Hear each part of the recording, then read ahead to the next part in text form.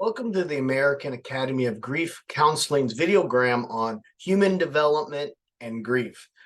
Pardon me, I'm a little bit in front of the word grief, but overall, what we're going to be discussing today is how important human development is at a psychosocial status and how important it is for us to reach various milestones throughout our life. And from the youngest age to the oldest age, when these stages are not met, how we can face an abstract and even ambiguous type of loss and grief. So as social beings, we develop over time, and we have to, as I stated, meet a certain stage of growth to properly mature and form various relationships. Erik Erikson established eight stages of human psychosocial development, which he considered to be crucial to human life. Failing to proceed properly from one stage to the next resulted in a negative outcome as opposed to a positive outcome. So this can lead obviously to depression. It can lead to regression as well, regression in our development as social beings if these particular stages aren't met. And when we work with individuals who are experiencing depression, grief, or loss, and we initially interview and establish an understanding of the person's physical health, their mental health, their case history, if certain points in their life, stages in their life were not met properly, we can maybe better diagnose why a person is feeling sad, why a person feels regret in life, or find the primary root of their dissatisfaction itself. So let's go over a couple of Erikson's stages. The first set of stages that we're going to look at is pretty much from birth to adolescence itself. When we look as a young baby, an infant that is born, the first stage Erikson lists that's crucial for the infant to reach is trust or mistrust. And of course, the goal with trust is love and hope and forming healthy attachments. Now, attachments obviously are very key. In previous videos, we've discussed unhealthy attachments that individuals can have, insecure attachments, anxious attachments, or avoidant types of attachments because the individual is not able to experience a healthy bond with another human being. So developing trust through a healthy bond within birth to the first 18 months is very important. And this is the role of the parents, the primary caregivers, to help that child, to help that baby understand that he or she is going to be taken care of. Now, from ages 2 to 3, there becomes the phase or the stage, so to speak, of autonomy versus shame or doubt.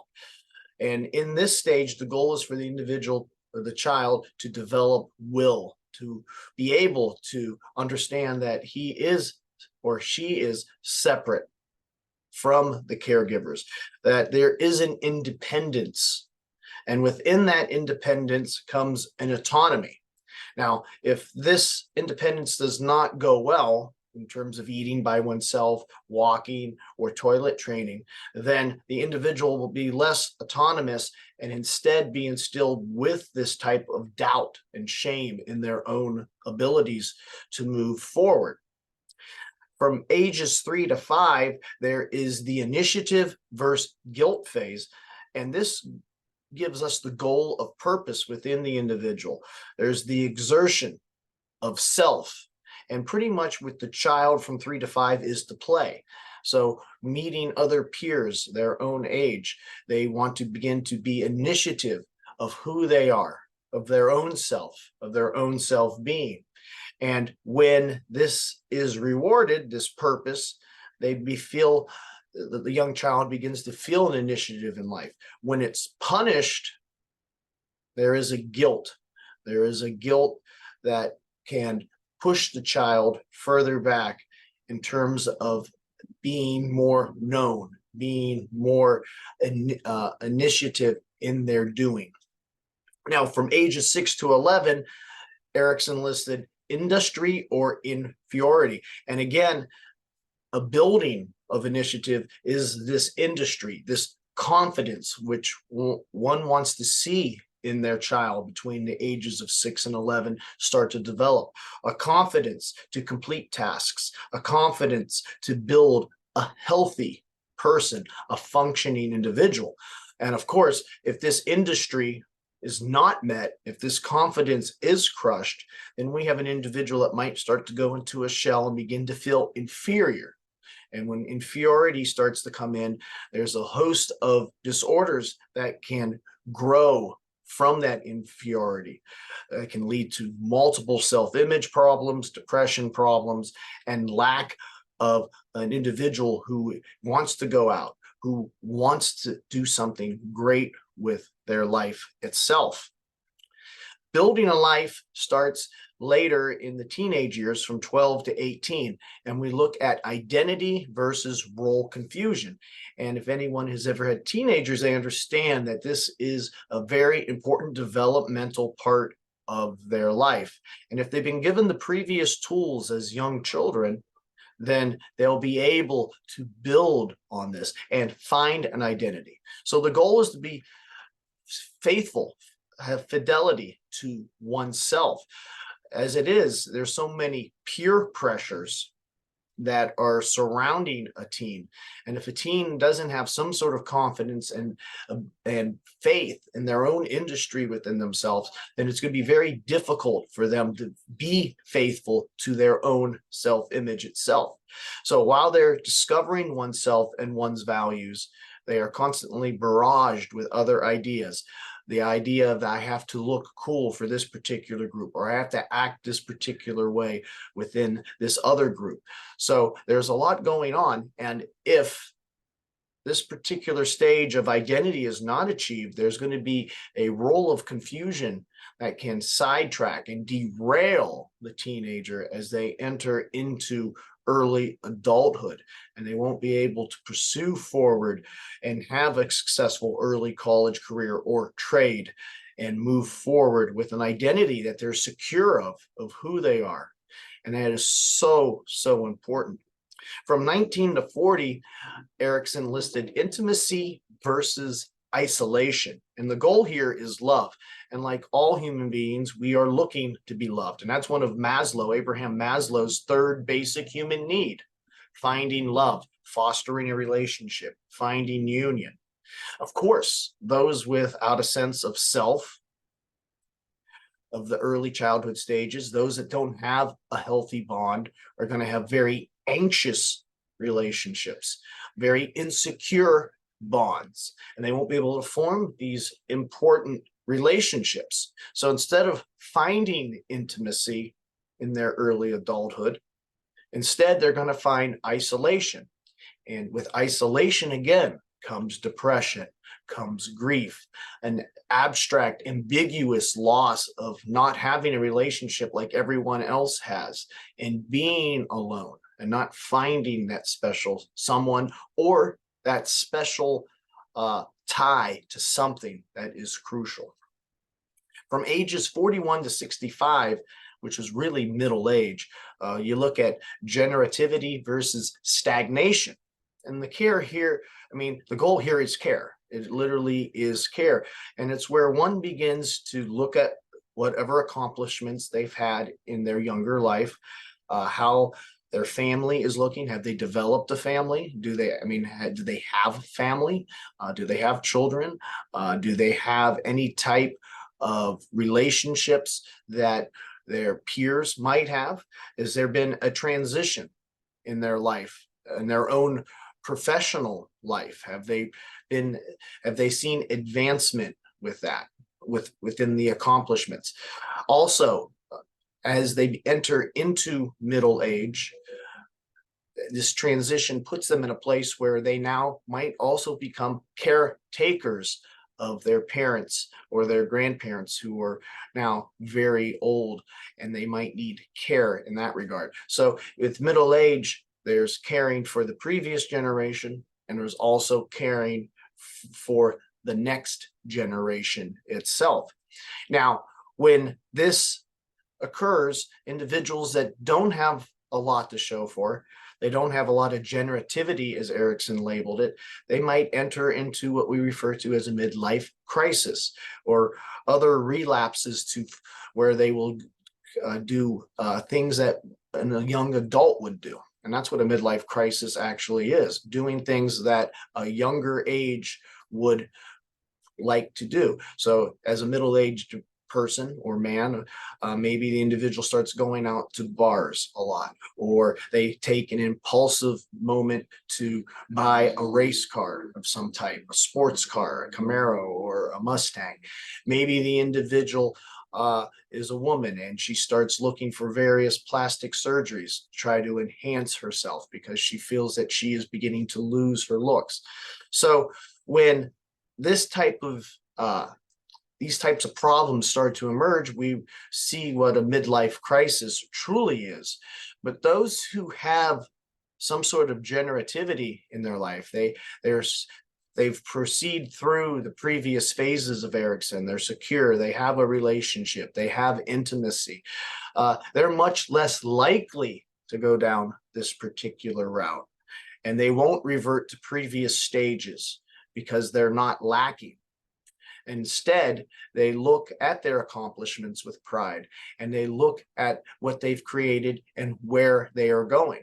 So there is not a stagnation, a midlife crisis, but instead a step forward. And this is so crucial because we find so many middle-aged individuals who have not found that generativity, and instead they can fall into depression and various other mood disorders.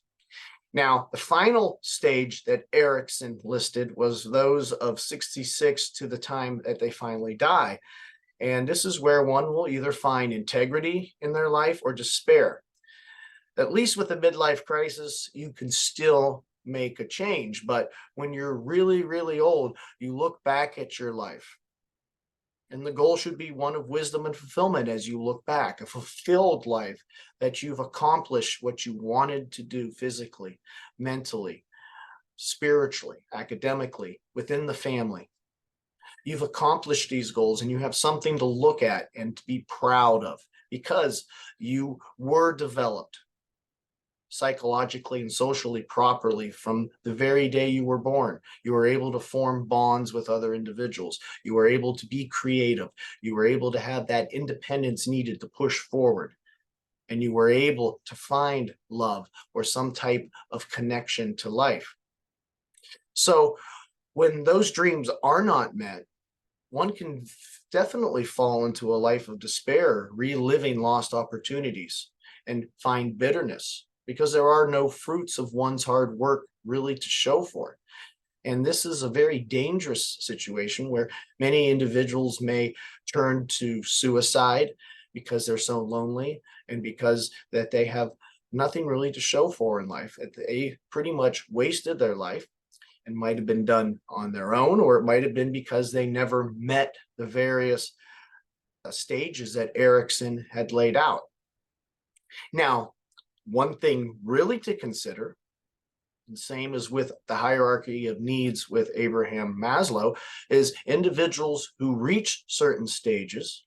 Say you reach a stage where you found intimacy, or an age where you found generativity, or you have an age where you've reached integrity. What if some of these things are lost? Say the love of your life is lost. She dies or he dies in a collision, or say you lose your parents. These things, or lose your career, your job. These things can spiral one out of control who already had a good foundation. So just because one has the infancy, the toddler years, and the adolescence and teens, and they form a good life, it doesn't mean necessarily that as they proceed forward, loss cannot show its ugly head, because grief is part of life. Grief is the price of love. So while we reach these stages, these psychosocial stages, and we reach the goals that are associated with them as we develop, we still need to be secure enough and to look deep within ourselves to be able to cope in a healthy way with loss and grief, which is going to occur no matter if we reach the certain stages or not. And I think that's very important to remember.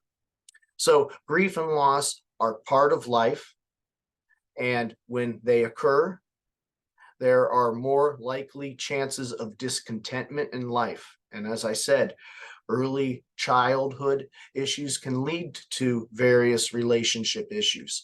Lack of identity and confidence in self can lead one into a life of swirling and unstable ideas. And lack of accomplishment and generation to one's potential can cause depression.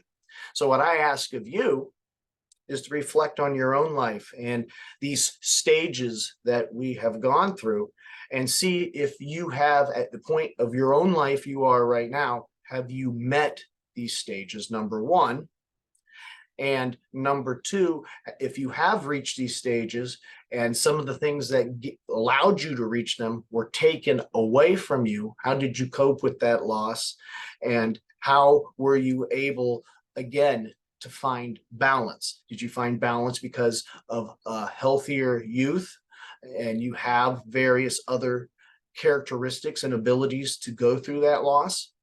Or are you an individual that had very little foundation as a youth in terms of establishing these stages? And are you still wandering and looking to find that? And maybe you can look back and have some idea why you are suffering the way you are right now, and try to find the counseling and help that you need.